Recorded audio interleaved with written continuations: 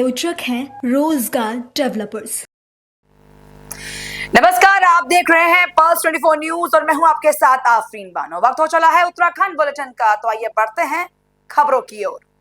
खबर पौड़ी से है, जहां ऑपरेशन मुक्ति भिक्षा नहीं शिक्षा दे अभियान के तहत कोटद्वार क्षेत्र में चिन्हित किए गए बच्चों में से 4 बच्चों का दाखिला कैंड्रल पब्लिक स्कूल में कराया गया।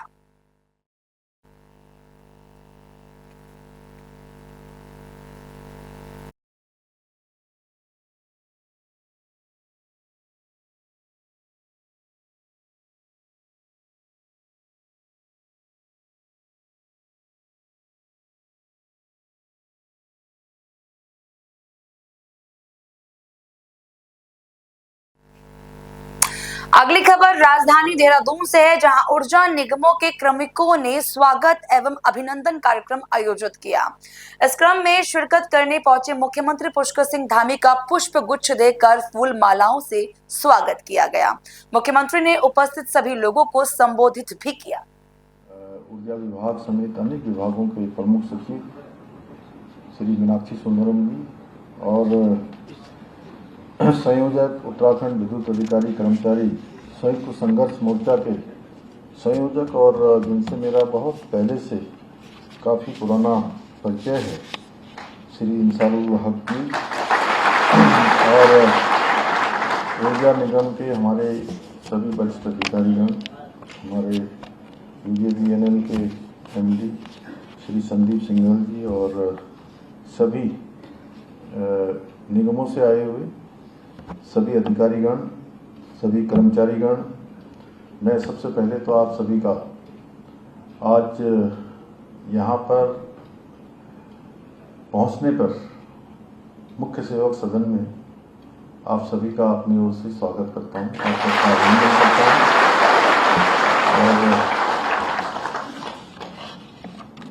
और आज आप सब लोगों ने जो हमारी सरकार द्वारा ऊर्जा निगम के कार्मिकों की विभिन्न समस्याएं जिनका समाधान हुआ है, उनका समाधान होने पर आप सब ने मेरा जो अभिनंदन किया है, इसके लिए मैं आप सबका आभार व्यक्त करता हूं और आप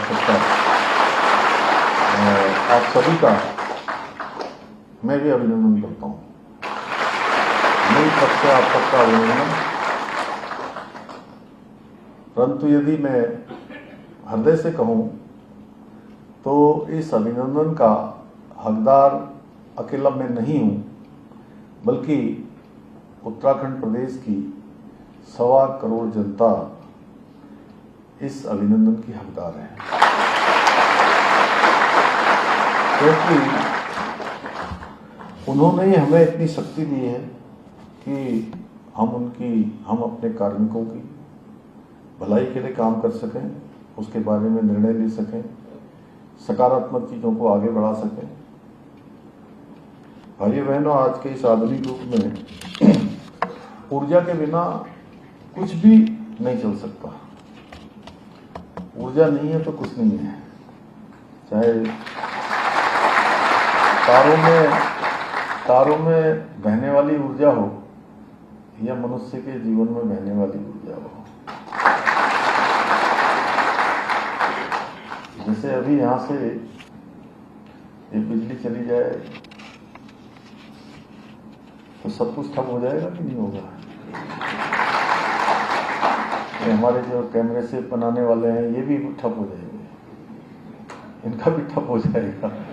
इनका इंटरनेट है, कई बार मैं देखता हूँ, यहाँ तो नहीं, लेकिन मीनाक्षी जी जहाँ ऑटोमेटिक सिस्टम नहीं है, जब मैं गाँव में होता हूँ तो बिजली चली जाती है तो वो इंटरनेट भी ठप हो जाता है, क्योंकि उससे वो जो ऊपर वो लगा रहता है ना, ट्रांसमीटर क्या होता है, नहीं वो छोटा वाला वो एंटीना जैसा, रिसीवर या वो क्या बोलते हैं उसको, हाँ, तो वो बंद हो जाता है, तो मोबाइल नेटवर्क भी बंद हो जाता है और अनेक स्थानों पर फिर वाईफाई नहीं चलता है। तो क्यों मैं सही कह रहा हूँ ना कि बिजली नहीं रहेगी तो कुछ नहीं रहेगा।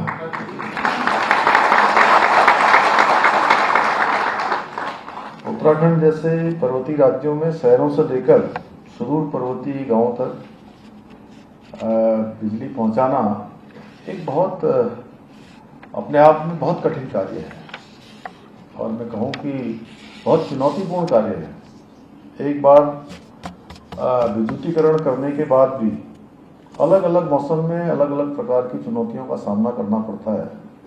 जैसे कल रात में ही एकदम से अचानक तूफान आ गया, कितनी जगह पर बरसात के समय में परेशानी हो जाती है, सिल्ट आ जाती है ऊर्जा हमारे जल विद्युत निगम में, डिस्ट्रीब्यूशन की लाइनें खराब हो जाती हैं, कहीं पावर ट्रीट हो जाती है, बहुत ज़्यादा लोड होने के कारण से ट्रांसमिशन की लाइनें ठप हो जाती हैं। तो अनेक प्रकार की चुनौतियों को हम सब लोग उसका सामना करते हैं, लेकिन फिर भी ऊर्जा निगम में आप सभी अधिकारी कर्मचारीगण, चाहे वो भीषण गर्मी हो या कपकपाती हुई ठंड या बारिश हो, बर्फबारी हो, प्रत्येक परिस्थिति में प्रदेश की जो ऊर्जा व्यवस्था है उसको बनाए रखने के लिए तत्पर रहते हैं और लगातार आप सब प्रयास करते हैं। ऐसे में क्योंकि राज्य को आगे बढ़ाने के लिए, राज्य की व्यवस्थाओं को चलाने के लिए आप सबके द्वारा जो लगातार प्रयास किया जाता है, लगातार प्रयत्न किया जाता है, तो हमारा भी दायित्व बनता है कि आप सबकी चिंता करें, आप सबके कल्याण की चिंता करें, क्योंकि ये पूरा हमारा एक परिवार है।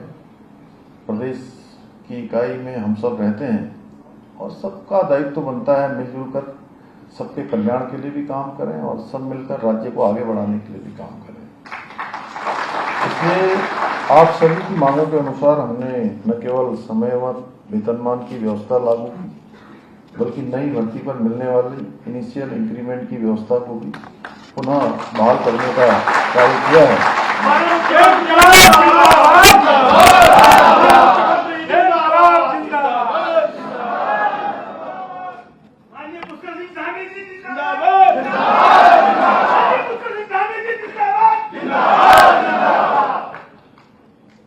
जब हमने ये निर्णय लिए थे तो किसी पत्रकार भाई ने मुझसे पूछा कि सरकार ये बिजली विभाग के कार्मिकों पर इतना ध्यान क्यों दे रही है।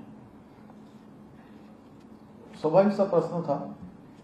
तो मैंने उनसे कहा हमारे तीनों निगमों के जो कार्मिक हैं, वो धूप हो, बरसात हो, रात हो, दिन हो, कोई भी चुनौती हो, अपनी चिंता किए बिना उत्तराखंड को रोशन रखने के लिए जो दिन रात मेहनत करते हैं, उस मेहनत का सम्मान है और उस पर हम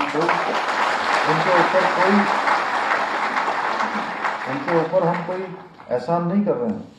हमारा ये निर्णय राज्य के तीनों ऊर्जा निगमों में जो हमारे काम करने वाले सभी लोग हैं, उनका मनोबल ऊंचा रखने के साथ साथ उन्हें और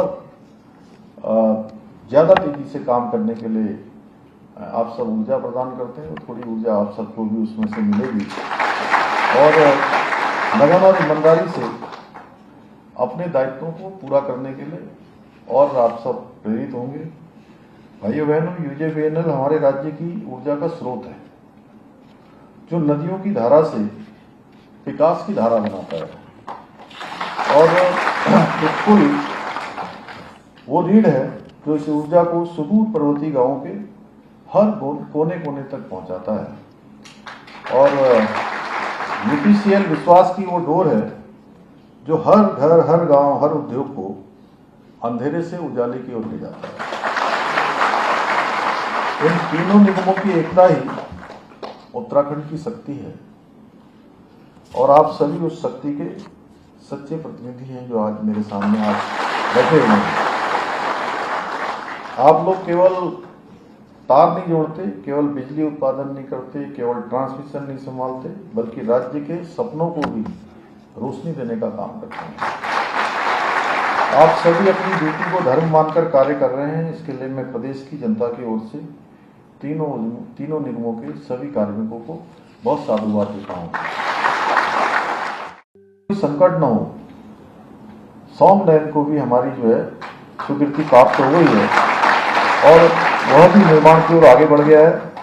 इन सभी योजनाओं पर कार्य कर रहे हैं। वहीं राज्य में अत्याधुनिक GIS यानी गैस इंटीग्रेटेड सब स्टेशन उपकेंद्र की स्थापना भी हम कर रहे हैं। इसके साथ ही प्रदेश में 16 लाख स्मार्ट मीटर लगाकर टेक्नोलॉजी के माध्यम से बिजली विभाग में पारदर्शिता लाने की दिशा में भी कार्य किया जा रहा है। इतना ही नहीं, ADB वित्त पोषित योजना के अंतर्गत देहरादून शहर की बिजली लाइनें भूमिगत की जा रही, इससे शहर और अधिक सुरक्षित और व्यवस्थित होगा और किसी भी मौसम में बिजली की आपूर्ति निर्बाध तरीके से लगातार आपूर्ति होती रहेगी, लगातार लोगों को सेवा मिलती रहेगी। मुझे जानकर प्रसन्नता हुई कि UPCL द्वारा अत्याधुनिक ऑटोमेटेड डिमांड रिस्पॉन्स सिस्टम का उपयोग भी किया जा रहा है, जिससे ग्रिड से ओवरड्राल की स्थिति पर रियल टाइम पर नियंत्रण पर प्रतिवर्ष करोड़ों रुपए की बचत भी संभव हुई है। भाइयों बहनों, हमारे राज्य के अंदर प्रत्येक वर्ष किसी न किसी रूप में हमें आपदाओं का सामना करना पड़ता है और आपदाओं को लेकर हमने 2023 में जिस समय सिलक्यारा टनल का हमारा रेस्क्यू अभियान चल रहा था, उसी समय विश्व का एक बड़ा आपदा का सम्मेलन हमने देहरादून में आयोजित किया था और देहरादून का एक रिजोल्यूशन उसमें हमने पास किया था। आपदाओं को हम रोक नहीं सकते, लेकिन आपदाओं को हम कम कर सकते हैं। इसलिए हमारे सामने विकास के मामले में एक चुनौती हमेशा है कि हम विकास का कैसा मॉडल राज्य में लाएं। विकास का ऐसा मॉडल लाएं जो इकोलॉजी और इकोनॉमी दोनों में समन्वय बना सके, दोनों में संतुलन बना सके। इसके साथ ही हम ग्रीन एनर्जी के उत्पादन को भी इस दिशा में प्रोत्साहित कर रहे हैं। आज हमारे राज्य में प्रधानमंत्री सूर्य घर मुफ्त बिजली योजना और मुख्यमंत्री सौर स्वरोजगार योजना से एक और जहां स्वच्छ एवं हरित ऊर्जा को बढ़ावा मिल रहा है, वहीं लोगों को रोजगार के अवसर भी मिल रहे हैं। और मैं कल 2 जगह गया था। प्रातःकाल में सिलक्यारा गया था, जहां पर सिलक्यारा टनल बड़कोट की तरफ से उसका ब्रेक थ्रू कल पूरा हो गया और ब्रेक थ्रू होने से 4.5 किलोमीटर से बड़ी लंबी टनल है और उस टनल के बनने से 25 किलोमीटर से ज्यादा दूरी अब केवल और केवल जो 1 घंटे 1.5 घंटे में पूरी होती थी, वो दूरी 4-5 मिनट में पूरी हो जाएगी। यमुनोत्री मार्ग में जाने वाले लोगों के लिए बहुत आसानी हो जाएगी। यमुनोत्री धाम दर्शन करने वालों को भी आसानी होगी, स्थानीय लोगों को भी आसानी होगी और एक अच्छा आवागमन का साधन वहां पर उस टनल के चालू हो जाने से हो जाएगा। वहीं पर हमने बाबा भौकनाथ जी का भी संकल्प लिया था कि बाबा भौकनाथ का यहाँ पर हम मंदिर बनाएंगे। उस समय आपदा आई थी, जहाँ हमारे प्रधानमंत्री जी के मार्गदर्शन में और उनके सहयोग से हमें हर प्रकार की टेक्नोलॉजी उस समय मिल रही थी। सारे देश भर से सहायता मिल रही थी, लोगों की दुआएं हो रही थी, प्रार्थनाएं हो रही थी। लेकिन बाबा भौकनाथ का जब हमने वहां पर, मैंने खुद जाकर ये संकल्प लिया कि बाबा आप हमारी रक्षा करिए, हमारे जो 41 श्रमिक भाई अंदर फंसे हैं उनको सुरक्षित बाहर निकाल दीजिए, उनके जीवन को बचा दीजिए, इस संकट से हमको उबार दीजिए और हम यहाँ पर बाबा का एक बड़ा मंदिर बनाएंगे, भव्य मंदिर बनाएंगे। लेकिन अभी हम एक छोटा सा मंदिर यहाँ पर स्थापित कर रहे हैं। तो जो वहाँ के कहीं उनको डंगरिया बोलते हैं इधर की तरफ कुमाऊं क्षेत्र में, और यहाँ माली बोलते हैं, जानते हैं ना माली, जिनके ऊपर देवता आ जाता है, सभी जानते होंगे। इंसारोल जी आप जानते हैं, आप तो यहीं के हो गए क्या? आप तो वो माली जी आए और उन्होंने जो है वहाँ मंदिर स्थापित किया छोटा सा। आप लोगों को फोटो दिखाई देता होगा, जहाँ से इधर से टनल जहाँ से शुरू होती है उसके बाएं हाथ में। तो कल वहां पर बड़ा भव्य मंदिर बन गया। बाबा की कृपा ऐसी हुई कि उस समय जैसे हमने 2 दिन पहले मंदिर स्थापित किया, तीसरे दिन सारे हमारे श्रमिक जो अंदर थे वो सारे सकुशल बाहर निकले। कल हमारा वो संकल्प पूरा हुआ। और दूसरा, कल का दिन और महत्वपूर्ण था कि हमारा देवप्रयाग से जनासू तक 14.5 किलोमीटर यानी 14.5 किलोमीटर, और मैं समझता हूं कि रेल लाइन में सबसे बड़ी टनल थी वो हमारी यहाँ की। 125 किलोमीटर की जो 125 किलोमीटर जो रेल लाइन ऋषिकेश कर्णप्रयाग बन रही है, उसमें 35 छोटे बड़े पुल बन रहे हैं, 35 बड़े पुल, 17 सुरंगें बन रही हैं, 12 रेलवे स्टेशन बन रहे हैं। तो कल उसका भी ब्रेक थ्रू था। भारत सरकार के रेल मंत्री जी आए थे, तो मैं हेलीकॉप्टर से जा रहा था। जब मैं वहां से सिलक्यारा से जनासू की तरफ जा रहा था, तो रास्ते में मेरे साथ श्री अजय टमटा जी भारत सरकार के मंत्री भी थे। तो मैंने उनको कहा, अजय भाई इधर देखो नीचे एक जगह। तो बोले क्या है क्या है? मैंने कहा यहाँ सूर्य घर की जो है ये खेती हो रही है। आप लोग जाएंगे ना, कभी ऐसे दिखाई देगा, कभी आपको किसी में जाने का अवसर मिलेगा जब भी, तो आप देखिएगा कि हमारे उत्तराखंड में जगह जगह पर सुंदरम किया आपने और आपकी टीम। कहीं जाइएगा मत, आगे भी खबरों का सिलसिला जारी रहेगा।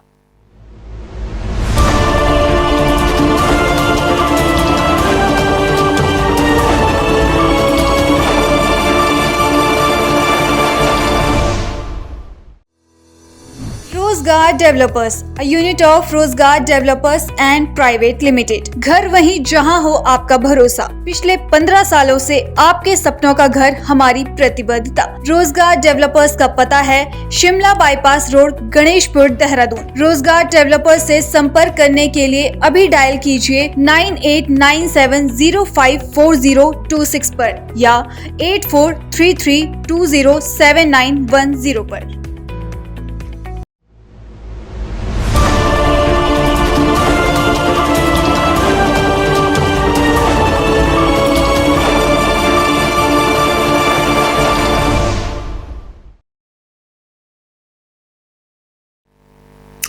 स्वागत है आपका एक बार फिर से पल्स 24 न्यूज में। तो आइए बढ़ते हैं खबरों की ओर। अगली खबर पौड़ी से है, जहां निर्वाचन विभाग के तत्वाधान में एक महत्वपूर्ण मतदाता जागरूकता कार्यक्रम का आयोजन किया गया। इस कार्यक्रम की अध्यक्षता मुख्य विकास अधिकारी गिरीश गुणवंत ने की। उन्होंने छात्रों को लोकतंत्र में मतदान के महत्व के बारे में विस्तार से जानकारी दी। उन्हें आगामी चुनाव में सक्रिय रूप से भाग लेने के लिए भी प्रेरित किया। स्वीप के अंतर्गत ये कार्यक्रम कर रहे हैं और ये हम लोग विभिन्न शिक्षण संस्थाओं में, डिग्री कॉलेजेस में इस कार्यक्रम को कर रहे हैं। आज ये कार्यक्रम हम यहाँ पे राजकीय इंटर कॉलेज पौड़ी में हम लोगों ने किया हुआ है। इसमें हम लोग शिक्षा से जागरूकता और जागरूकता से मतदान, इस थीम पे कार्यक्रम है। इसमें हमारे इस कॉलेज के जो बच्चे हैं वो यहाँ पे आए हुए हैं, उनके यहाँ पे टीचर्स आए हुए हैं। तो हम लोग बच्चों को यही बताने का प्रयास कर रहे हैं कि जो मतदान है वो कितना आवश्यक है हमारे लोकतंत्र के लिए, और उसके लिए मतदान करने के लिए मतदाता सूची में उनका नाम होना आवश्यक है। तो हम बच्चों से ये अनुरोध कर रहे हैं, उनको ये जागरूक कर रहे हैं कि वो मतदाता जो सूची है उसमें अपना नाम दर्ज कराएं। अपने आसपास में जो लोग हैं उनके क्षेत्र में, उनके गांव में, उनको प्रेरित करें कि वो भी अपना नाम मतदाता सूची में दर्ज कराएं और ऐसे जनप्रतिनिधि को चुनें जो कि इस हमारे क्षेत्र के लिए, हमारे राष्ट्र के लिए जो अच्छा काम कर सके। एक बार फिर से खबर पौड़ी से है, जहां पुलिस ने चेक बाउंस संबंधी मामले में फरार वारंटी को उसके घर से गिरफ्तार किया। अभियुक्त को न्यायालय के समक्ष पेश कर आवश्यक वैधानिक कार्रवाई की जा रही है।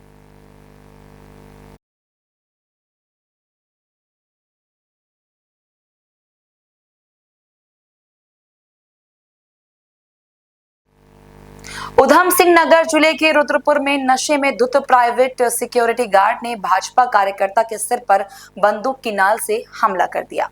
आसपास के लोगों ने इस दौरान मौके पर पहुंचकर रोकने की कोशिश की। ट्रांजिट कैंप में देर रात शराब की नशे में एक सिक्योरिटी कंपनी के गार्ड ने जमकर उत्पात मचाया। इस दौरान वो लोगों को लाइसेंसी बंदूक दिखाकर डराने लगा। बताया जा रहा है कि लोगों को और गार्ड के बीच छीना झपटी में बंदूक से गोली चल गई। नाल जमीन पर होने की वजह से कोई हाथाहाथ नहीं हुआ, लेकिन गार्ड ने भाजपा कार्यकर्ता के सिर पर बंदूक की नाल से हमला कर घायल कर दिया। कल देर रात एक प्राइवेट सिक्योरिटी गार्ड जो था और कुछ अन्य पक्ष ट्रांजिट कैंप थाने क्षेत्र के रहने वाले, उनके बीच में झगड़े की सूचना हुई है और फायरिंग की भी सूचना आई है कि सिक्योरिटी गार्ड ने फायरिंग करी है और दूसरे पक्ष ने तहरीर दी थी जिसमें मुकदमा कायम कर लिया गया है और दोनों पक्षों में चोट है लगी हुई है और सिक्योरिटी गार्ड अभी घायल है और हॉस्पिटलाइज्ड है। तो मामले की छानबीन करी जा रही है, लेकिन एफआईआर जो हमें प्राप्त हुई है उस पर मुकदमा दर्ज कर दिया गया है। ये जो प्राइवेट सिक्योरिटी गार्ड है उसके खिलाफ 307 में जो तहरीर मिली थी उसके आधार पर मुकदमा दर्ज कर दिया गया है। बाकी विवेचना का विषय में जो आएगा, जो तथ्य सामने आएंगे उनके अनुसार खबर हरिद्वार से है, जहां उत्तरी हरिद्वार के दूधाधारी तिराहे पर धामी सरकार का बुलडोजर चला। कुंभ मेला की पवित्र भूमि पर किए गए अवैध जिला प्रशासन का एक्शन पीला पंजा गर्जा और अतिक्रमण को किया गया पूरी तरह से ध्वस्त। एसडीएम अजयवीर सिंह के नेतृत्व में जिला प्रशासन की टीम ने पूरी कार्रवाई को अंजाम दिया। प्रशासन ने स्पष्ट कर दिया है कि जमीन पर की गई अवैध चार दीवारी को हटाने के लिए 2 दिन का अल्टीमेटम दिया गया है। देखिए, दूधाधारी चौक के पास एक निजी भूमि है जो कि मेला क्षेत्र के रूप में घोषित है। तो वहाँ पे एक छोटा सा कुछ अतिक्रमण वाले कुछ निर्माण करा गया था, जिसके संबंध में हमारे द्वारा जनवरी में जो संबंधित व्यक्तियों को सूचित करा गया था। उनके द्वारा उस टाइम पे कुछ दिनों का समय लिया गया था, लेकिन पर्याप्त समय निकलने के बाद भी उनके द्वारा अतिक्रमण को नहीं हटाया था, तो आज हमारे द्वारा हटाया गया। देखिए, वो उसको स्थायी नेचर का ही माना जाएगा, क्योंकि वहाँ पर उन्होंने टीन से काफ़ी एक प्रॉपर स्ट्रक्चर बना दिया था और एक दुकान टाइप का कुछ सेटअप भी बना रखा था, तो दोनों को हमारे द्वारा हटा दिया। हाँ, इन जनरल चीज की हमारे जैसे आगामी कुंभ 2027 का, तो उसके मद्देनजर जितनी भी हमारा मेला क्षेत्र है उसको अतिक्रमण मुक्त रखा ही जाना है। तो इस संबंध में धीरे धीरे हमारे जितना मेला क्षेत्र है उसके जांच करी जाएंगी, जहाँ जहाँ अतिक्रमण पाया जाएगा कार्रवाई की जाएगी। उत्तराखंड बुलेटिन में मेरे साथ बस इतना ही। मुझे दीजिए इजाजत और आप देखते रहिए पल्स 24 न्यूज। नमस्कार। इस प्रोग्राम के प्रायोजक थे रोजगार डेवलपर्स।